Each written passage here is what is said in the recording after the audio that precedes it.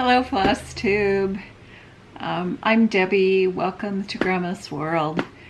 And I don't know what's going to happen in this recording. I did a video last week. I was so tired from the week that I'd had that it came out okay, but not great. And I decided not to run it. Not to do anything with it. I just said, I can't. I'm too tired. I don't know, is anyone else getting discouraged? I was really discouraged last week just with life in general, and it was coming through in the video. So I said, no one needs to hear this. No one needs to hear me whine. So I just didn't put it up. And this week's going better. Although today I am just physically exhausted. We'll see how mentally exhausted I am. But my state of mind is a lot better. I have it here in my face. And that goes a long way with me. But what happened this week, I would rather actually be in the garden than anywhere else. And we're trying to reclaim my gardens here. I live in Southern California. It's a pretty typical suburban tract house on 1/8 of an acre, and we moved here in 1974, so I've been here 46 years. And when we first moved in, the idea was that this would be our starter house and we would eventually end up on 1 acre out in a neighboring valley. And it was a happy little plan. And the year after we moved in, the real estate market just took off in Southern California again. And we couldn't even have qualified for the loan a year later if we had waited, much less sell it, take the equity out, and keep moving up the way we had planned. So we ended up staying in what was our starter home. We raised 2 big boys. Here we had some big dogs, and some adventures here. And in the end, I am here by myself now, and I'm retired, and it's just a lovely little retirement home. 1/8 of an acre, it turned out, was more than my husband wanted to deal with. And so his half of the yard got neglected for probably 15 or 20 years. At one point, about 20 years ago, I built, maybe 15, excuse me, I built raised beds thinking, well, maybe the reason he kind of gave up in his interest for vegetable gardening was that his back, he was quite a bit older than I was, and maybe his back was bothering him. So I built raised beds to try to help that, and it didn't. He just wasn't interested in gardening anymore. So that part of the yard, which was more than half of our backyard, has just been really not much of anything for a really long time. And then the front yard, his part of the front yard was the lawn, which got infested with Bermuda grass after a while, and he got into other things. He wasn't interested in doing anything in the garden.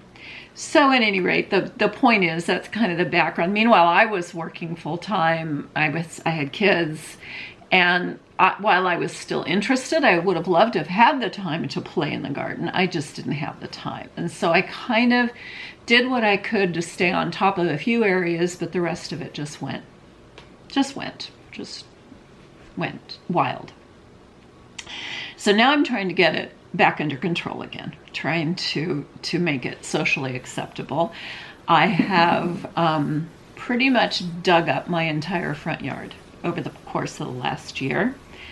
Dug up the grass, dug up the flower beds and everything, and I'm redoing that. I have one more little space in the front to dig up in the front.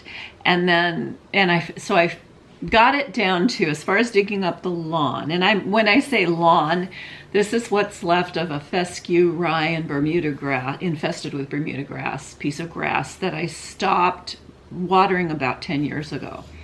So it was very weak, except for the fescue and rye, which is really tall. It was about thigh height for me. I loved it. It was full of birds and bugs, and I thought it was fabulous, but it was not socially acceptable for a Southern California tract house, as the garden police from the city like to remind me. So I've been digging it up for over a year now, and it's almost done. I have one more, probably 80 square foot section to do, and finished the next to the last section yesterday. Then I moved into the backyard and started digging. I have a pond that I built about 20 years ago, and I haven't been able to turn it on because the weeds are so high, mostly grass.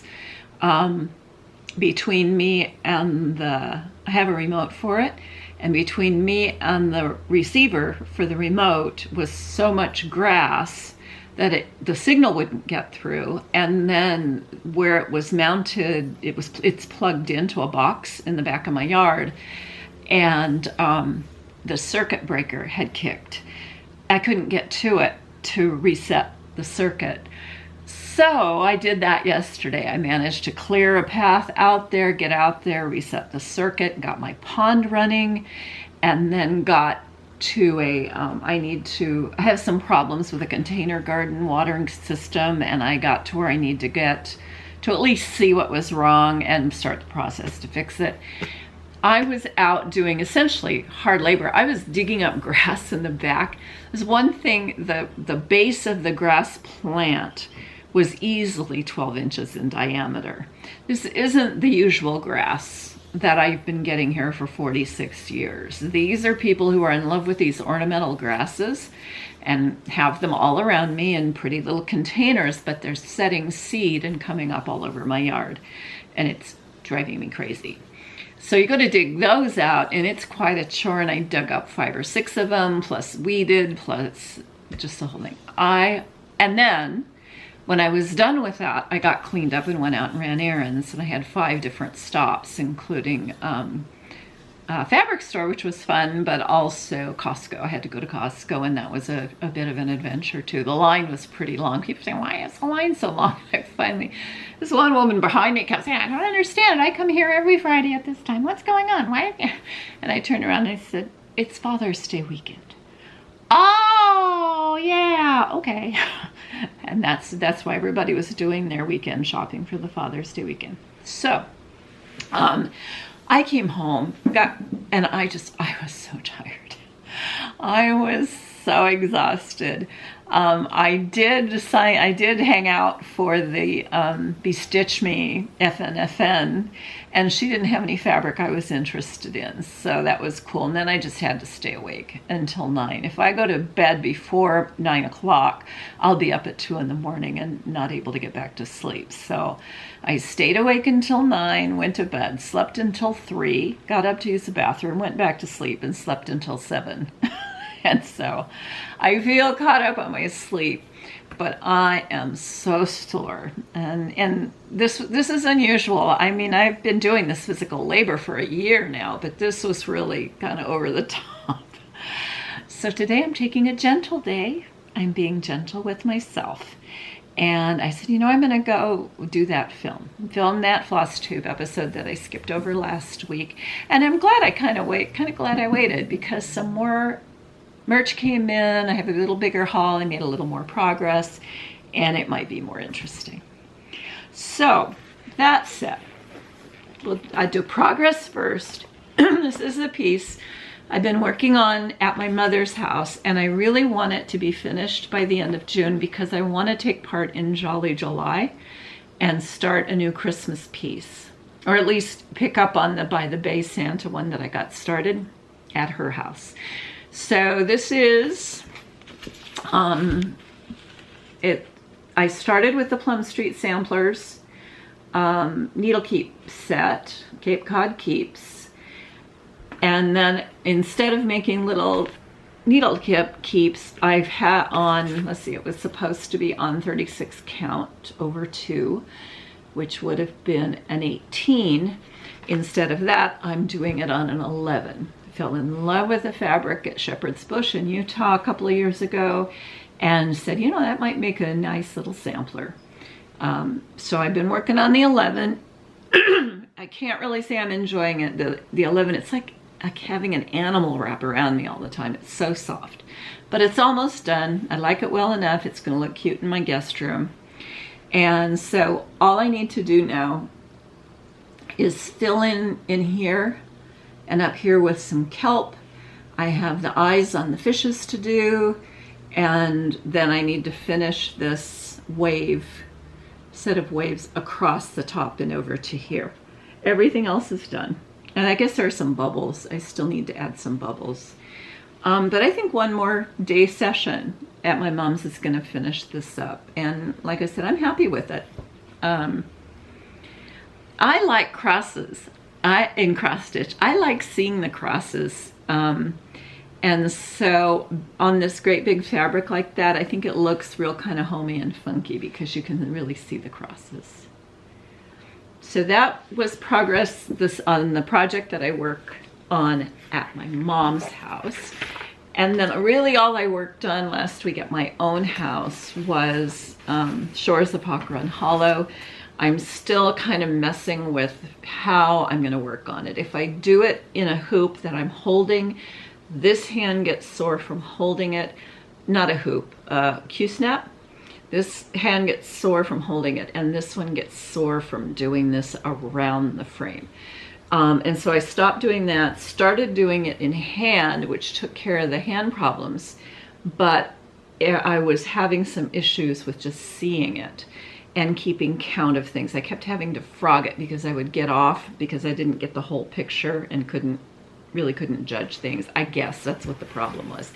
Plus I was having some problems with the DMC fraying. And so I've been messing with it and having color problems. What I ended up doing as far as a working space, I put it on my Q stand. I put it in a smaller Q snap, put it on my Q stand. I'm going to tighten it here, making sure that what I'm working on is close enough to the bottom of the frame that I don't have to make too big of a movement like this. I can actually do it two-handed from down in here. This is what I got finished. If I can get this out of the way. My lighthouse was finished last week, but I didn't show that. I had finished the lighthouse and a few of the rocks, and that's what I didn't post. All my rocks are finished now. I have some color issues on the rocks, and I'll talk about that in a minute. And then I got started on the ocean, which was really a relief. It's a DMC, so I can just kind of fly across and fly back with this.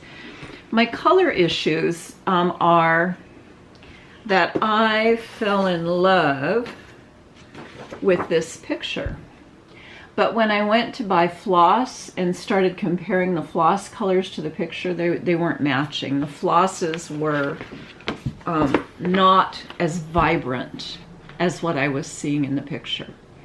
And so what I have been doing is replacing flosses that are more vibrant in the picture than they are when in the charted colors for DMC. Some of them are anchors, some of them are DMC. And what I ended up having to do, I think I can get away with doing this without showing too much.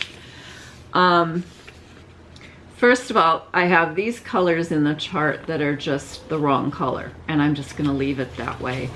But what I did was go one color at a time and make sure that I had made note of the colors I had decided on to replace. So I didn't use the needlepoint silks. I whited those out, and I went one color at a time, matching it to the picture. And then if I had replaced a DMC color with an anchor color, I made note of it in this column here. And once I did that, then I was able to go more quickly. But I kept putting colors in here, and that doesn't look right. I don't think that's what I decided on. So I did go back, and it turned out I had four colors that I had decided to replace with anchor, plus one that I had decided to replace with a DMC. This color here is not up in here. this color up here is not the called for color. This is DMC 841, which I thought matched the picture a bit better. And I'm really happy with that. And then this color here is the one I really fought with. And I frogged and stitched and frogged and stitched and frogged and stitched 3 different colors in there until I finally did this activity of getting the chart fixed by the colors I had chosen and subbed out. And then once this one went in, which I actually think may be the called for color, I don't remember. But then once I saw it in with everything else, I was really happy with it. I really like that color. And this is a seagull. And I never even noticed him. I'm like, what's this patch of white doing here in the middle of the rocks? And once it took shape, I said, oh, I never even noticed. There's a seagull down there. There's a seagull here. So I'm making progress on that. And I love working on it. Oh, and by the way, I had to add a magnifier.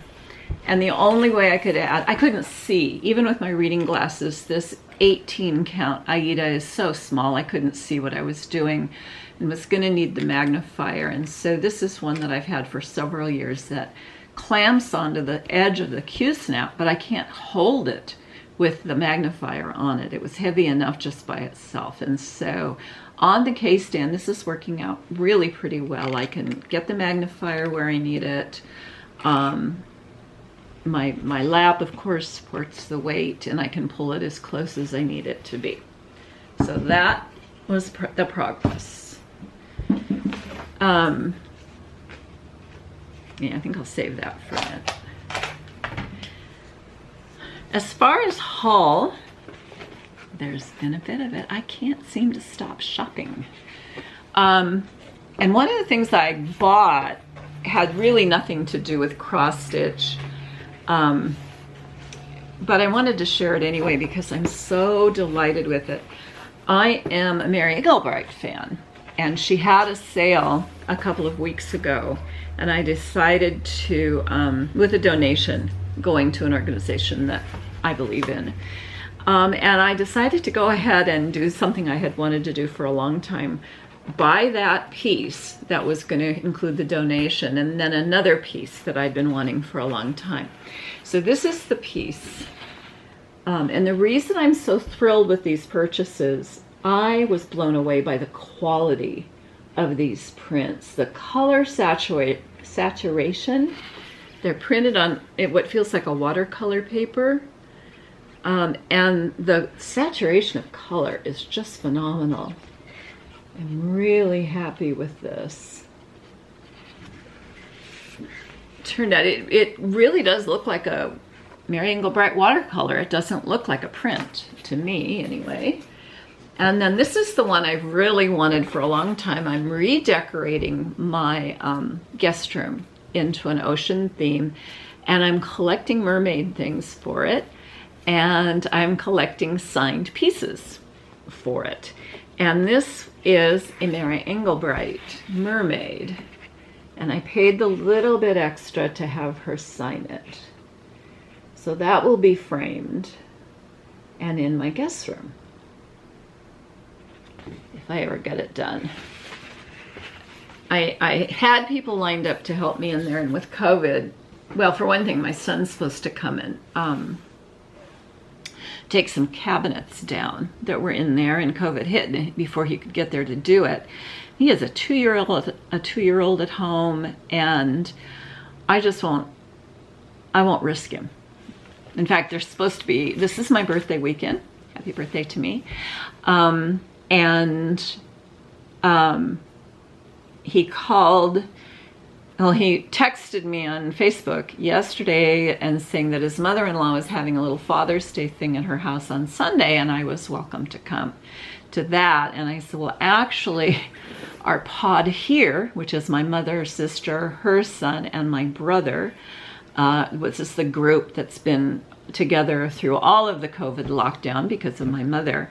I said, this pod is celebrating my birthday on Sunday, and either way, he was upset that I hadn't told him about it. And I said, look, I didn't invite you because I'm not going to risk you. I've been out and about the whole time. I've been going shopping, I've been picking up food, I've been running other little errands that had to be done, things I couldn't, all of us. My sister has asthma, her son sleeps most of the day, my brother has asthma, and my mother's 88 and has congestive heart failure. My sister still had to go to work every day, and she was in kind of a high risk, high contact situation. Plus she went grocery shopping for her and my mom once a week. So any incidental grocery shopping or things, you know, picking up food for takeout and that kind of stuff, that was stuff that I did for the pod. I haven't been around him. I have not been in physical contact with him for the whole time. And I wasn't going to risk him and his 2-year-old for that. And as it turns out, he announced it. I've known for a few weeks, but they finally announced that they're having a second child in December. I'm not going to risk my pregnant daughter-in-law either. I feel fine. I take my temperature. I take my oxygen levels. I don't think I'm sick. I don't think I have it. But that's the danger of it, isn't it? Is people are walking around who have no idea that they were exposed and that they have it because they've never had any symptoms. So I'm not going to risk them at this point. I'm going to let things kind of, the state is opening up. The governor says that our rate of cases and hospitalizations and deaths is stable. They're reporting more cases because they're doing more testing, but he's looking at the hospitalizations and the ICU numbers and the death numbers, and that is a low. California's done well, our county's done well. It's low, but as we open up, people are stupid, and so they're not wearing their masks, and they are getting together more socially, and so we're expecting another spike. Enough about that. We will not be together for my birthday. I think he understood that. I said, I didn't tell you about it because I'm not going to risk you, and I'm not going to risk the babies. So, or your wife. I love you all. I'm not going to risk you in this. At any rate, how did I get off on that?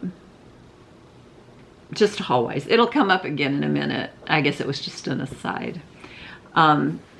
It'll come up again in a minute when I tell you what my plans are for my stitching at this point.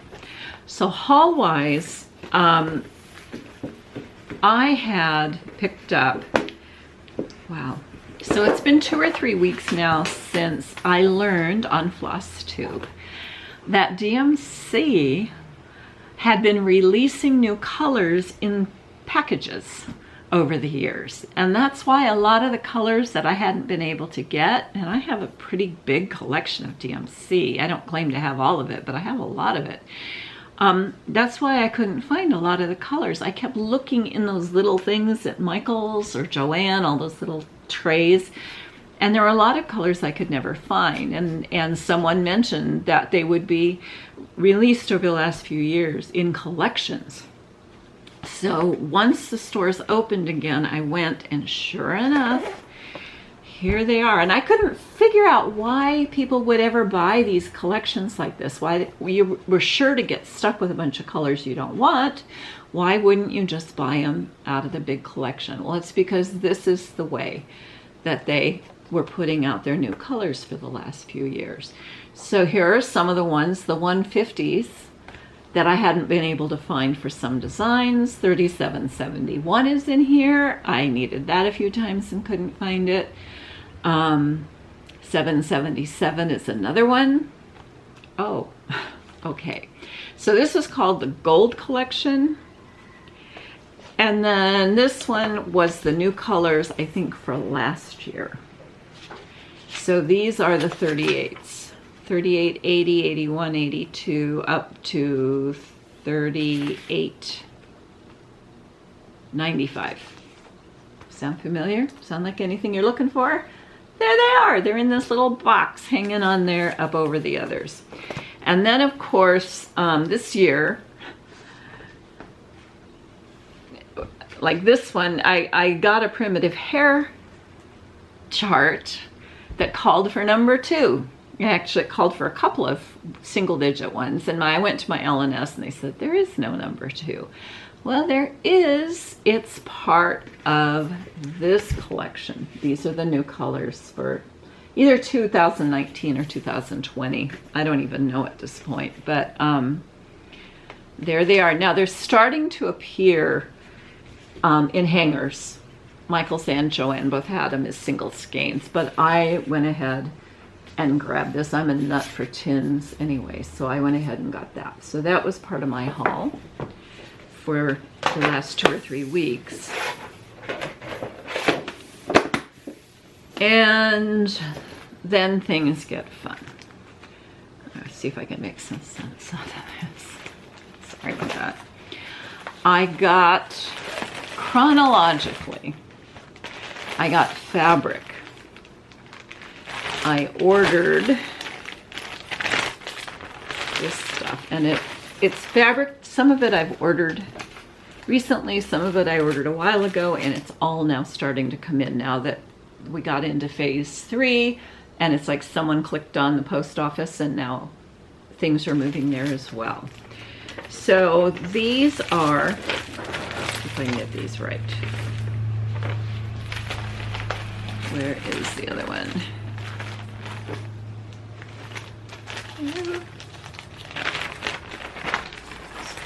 Here it is. All right, so I joined the Be Stitch Me Fabric of the Month. In the same month, I also took part in a Friday night fight night and won 3-piece. I won 2 pieces, and then the person who won one of the others that I wanted backed out of it, and I got that one. And then I ordered a piece from a previous FN that I didn't win, but I was able to order the piece from her. They all came in at the same week, and I'm like, which is which? It took me a while and a little bit of watching her site to figure out what I was looking at. So the piece that I ordered, because I didn't get it in the FN, was this piece of earth.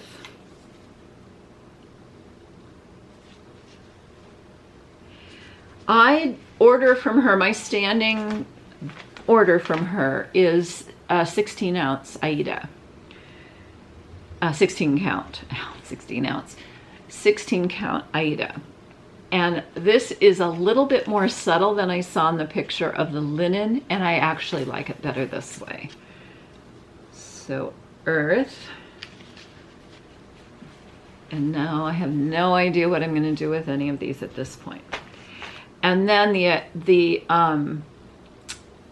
fabric of the month that came in for me was this color called hibiscus.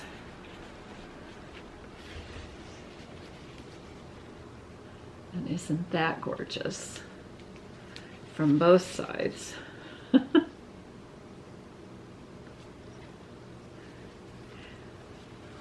One of these days I'll have a place to do this where there isn't a big window behind me glaring.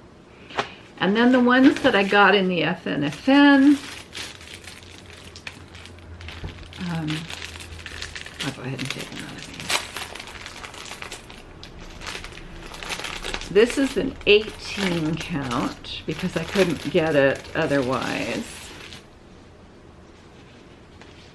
And the color is not on here.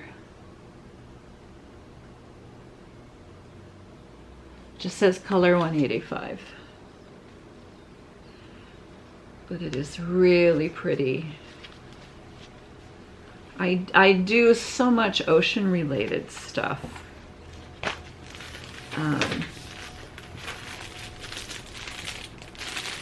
That I'm always attracted to the aquas and the teals and the blues. And then I also am just a fan of purple. And so I ordered these. This is also an 18. And again, there's no name on this. It just says $277.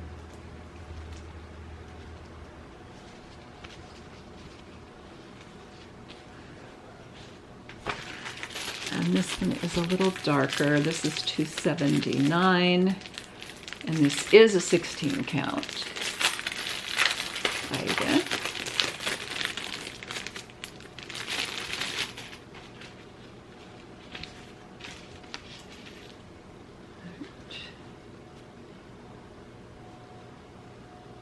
It's also purple with some pink in there. So I am really enjoying her fabrics. These are Brandy's fabrics from Bestitch Me. And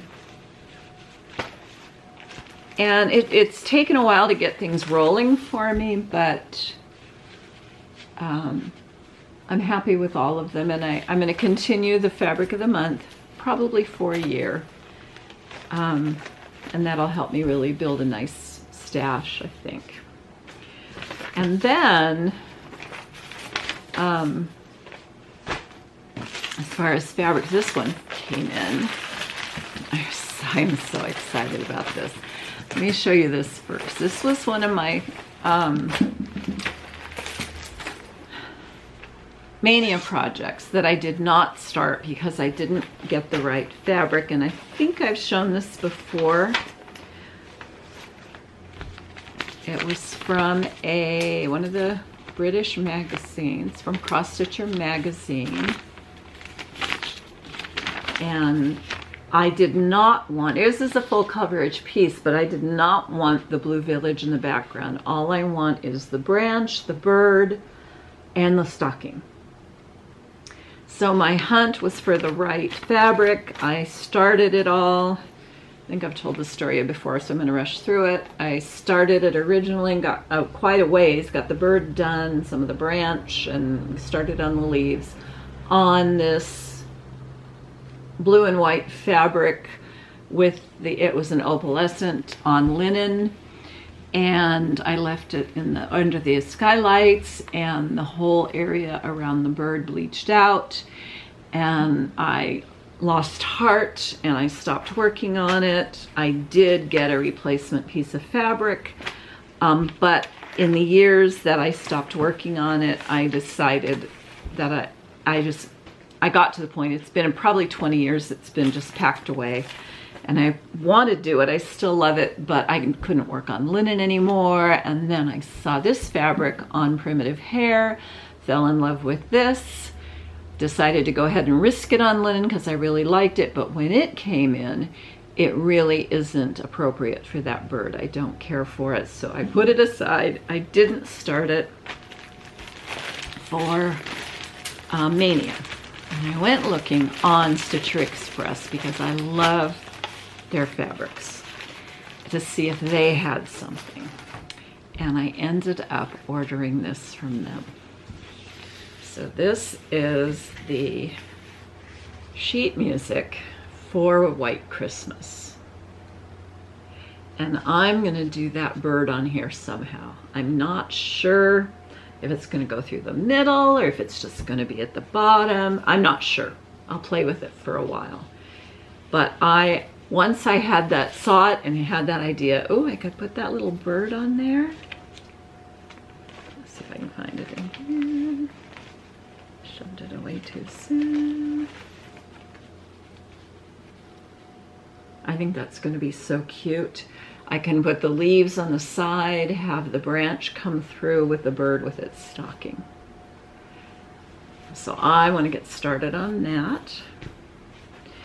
And then another piece I'd seen, just going through their portfolio, and I ordered it, and I'm sure it needed to be dyed special, you know, just had to wait till my size rolled around in his Gevork's, what's the word I want? Rotation, because I wanted the 16 count. Again, this is Hubble. No clue what I'm gonna do on this, but what a fabric. I absolutely love it. Absolutely love it. So the right piece will come along eventually. So that goes in the collection. I also, I may be repeating myself on this, but I did finally get the fabric I needed. What did I do with it?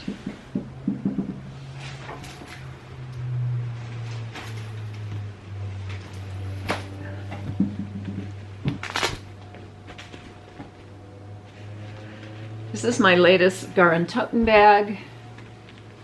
I may have shown this already, but it totally fits the various things that I ordered from By the Bay. And I remember showing these, but I don't know if it was the last time or the time before, so I'm going to flip through them again. I bought Spring Cove, Meadow Hills,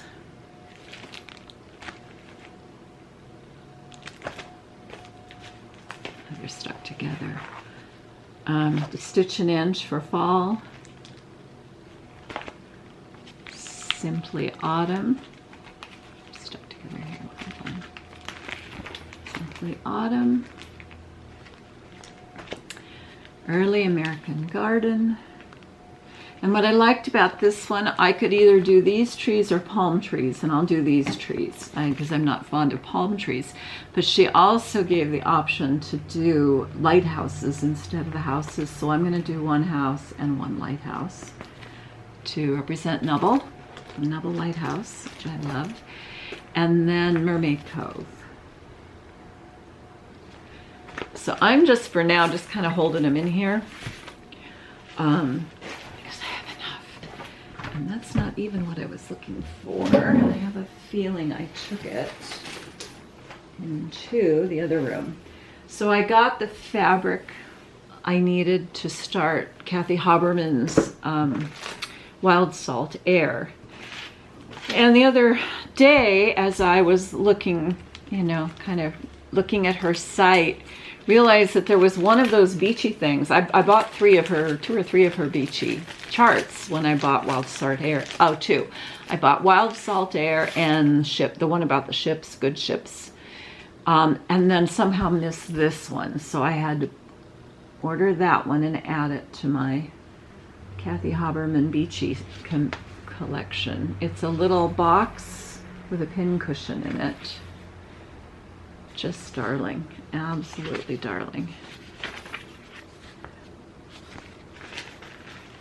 And I'm just going to put it in with the Wild Salt Air stuff. I don't see myself starting this one very soon, but I would like to start Wild Salt Air pretty quickly here.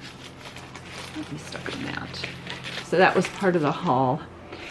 And then I had ordered, I'm on Carolyn Zook's Hawk Run Hollow Facebook page. I think it's fans of Hawk Run Hollow, maybe. And people are showing all the different Hawk Run Hollows that they're working on. And I am pretty much stuck on, I want to finish Shores of Hawk Run Hollow before I start any other Hawk Run Hollow. And it's really the only one that really called to me because of the story. Just to repeat it, I was at Cape Cod last year. We went to the Whydah Museum. The Whydah was a pirate ship, the only documented pirate ship in history. And it's being reclaimed by, and well, I'll just say reclaimed, I don't know what the right word is, by a man named Barry Clifford. And Clifford has taken some of his proceedings, because when he finds a ship, he gets to keep what's on it, and it was filled with treasure. And he made a museum. He took some of the proceeds and made one of the most fabulous museums I've ever been in. And I'm a historian, so I've been to a lot of museums. Just absolutely beautifully presented, wonderful, wonderful knowledge being shared. And I fell in love with it. I fell in love with the Whydah Museum. I fell in love with the story of the Whydah. And I probably have a crush on its captain, Sam Bellamy. Bellamy was an Englishman who went out on a fishing expedition. He was poor. He went out as a fisherman and got to Cape Cod. Massachusetts was fishing, England was fishing Massachusetts waters for years, even before Columbus discovered America. And they came to Cape Cod to fish, and they came on to land, And he met a young girl, and he fell in love with this yellow-haired girl, and he wanted to marry her, and her father said, no way is my daughter marrying this poor fisherman. And so Sam Bellamy signed on to a slave ship to make more money, to come back and claim his yellow-haired girl, and he commandeered the ship, took over the ship and made it into a pirate ship, had a letter of marque and reprisal, and was raiding the Spanish galleons under his letter of marque. His letter of marque was rescinded at some point. I don't know if he switched from Spanish galleons to something else. I don't know the story of why the letter of marque was rescinded, but it was. And then he became a pirate and ended up with a fleet of about 5 pirate ships, and loaded him up and brought him back to Cape Cod to claim his yellow-haired girl. About 500 feet off the shore of Cape Cod, they were hit by a hurricane, and the widow was flipped upside down, and it sank, and took Sam Bellamy and most of his crew with it. And I was so taken by that story, just so intrigued by that story. When I saw the story in the shores of Hawk Run Hollow, it really reminded me of Sam Bellamy's story. So I'm going to make a few adjustments to the chart to match the story.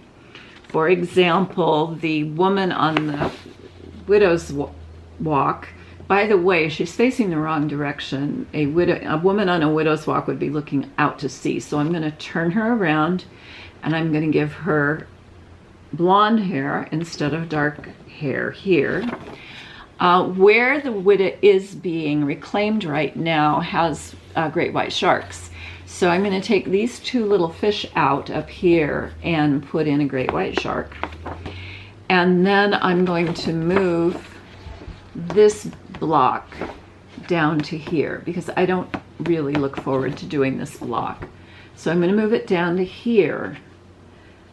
And I'm going to change the information on here to reflect Sam Bellamy and 1717, when the widow sank. Other than that, it's pretty much the feel of the story. I think it works for the story of the widow. Now, like I said, I'm not looking forward too much to doing this box, but I was just going to move it, just so that the end of the story would be the ship, the memoriam down here. But while I was looking at other people's work on the Hawk Run Hollow site that Carolyn, or the page that Carolyn is curating right now, someone was showing this Halloween piece. I'll do it this way. The Halloween piece, Halloween at Hawk Run Hollow. And I was immediately, the box they were working on was right next to this box. No, that can't be right. I guess they were working on this box here, this block. And that block, to me, just screamed widow. You've got the sunken ship. You have a treasure chest. And you even have skulls, which could represent the men who died, but also they're pirates. So you know, to me, they also said pirate ship. And then the shores of Hawk Run Hollow uses the mermaid a couple of times, doesn't it? No, I guess she's just in it once, but she is in it up here. There is a mermaid.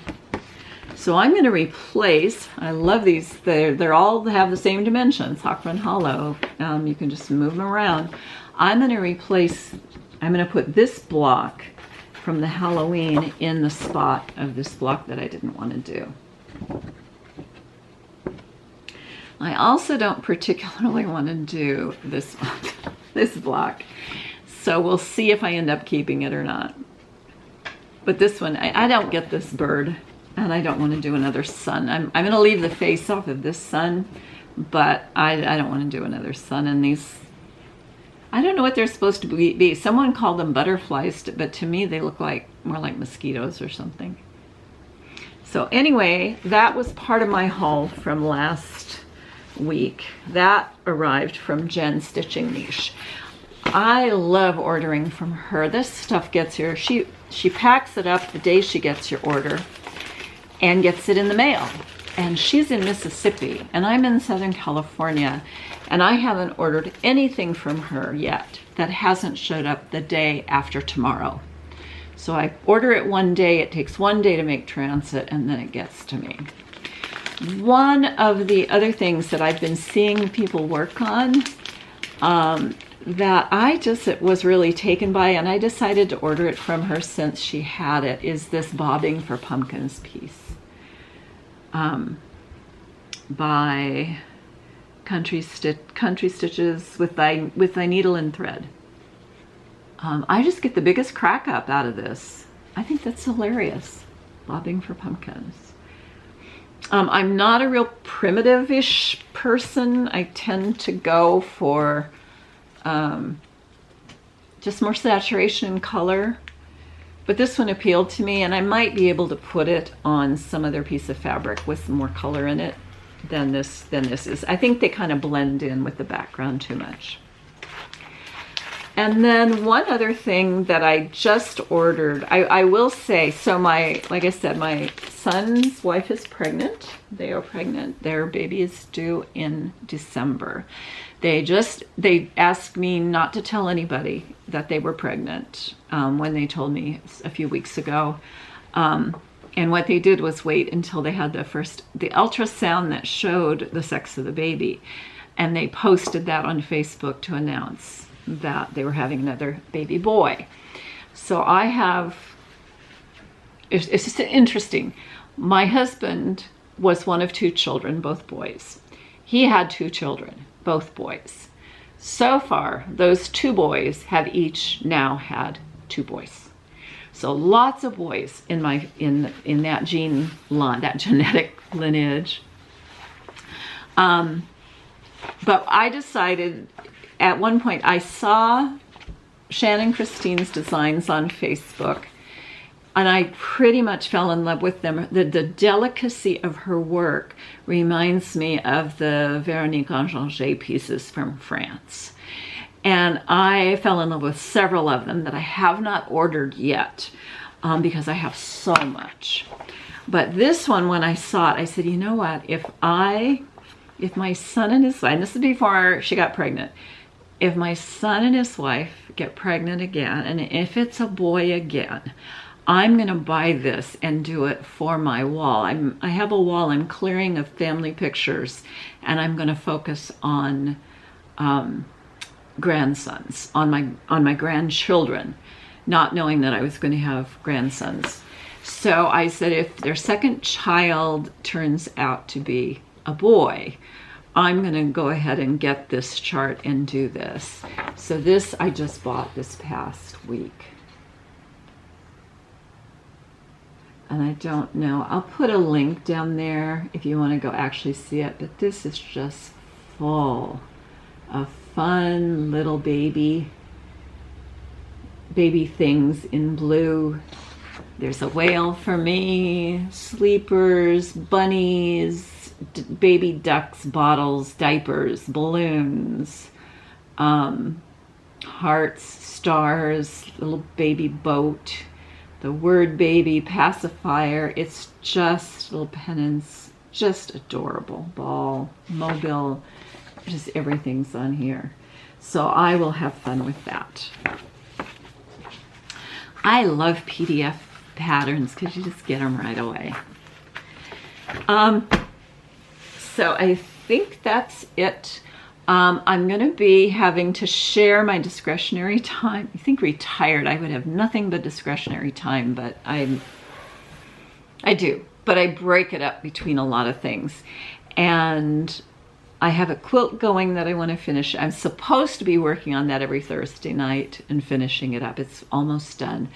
And then now I got started on a baby quilt with their first child, and got the fabric, got the pattern, another PDF thing, got the patterns all, it's paper piece, so I got the patterns all printed out, got all the fabric together, and then had my knee replaced, and that just wiped me out for 1.5 years.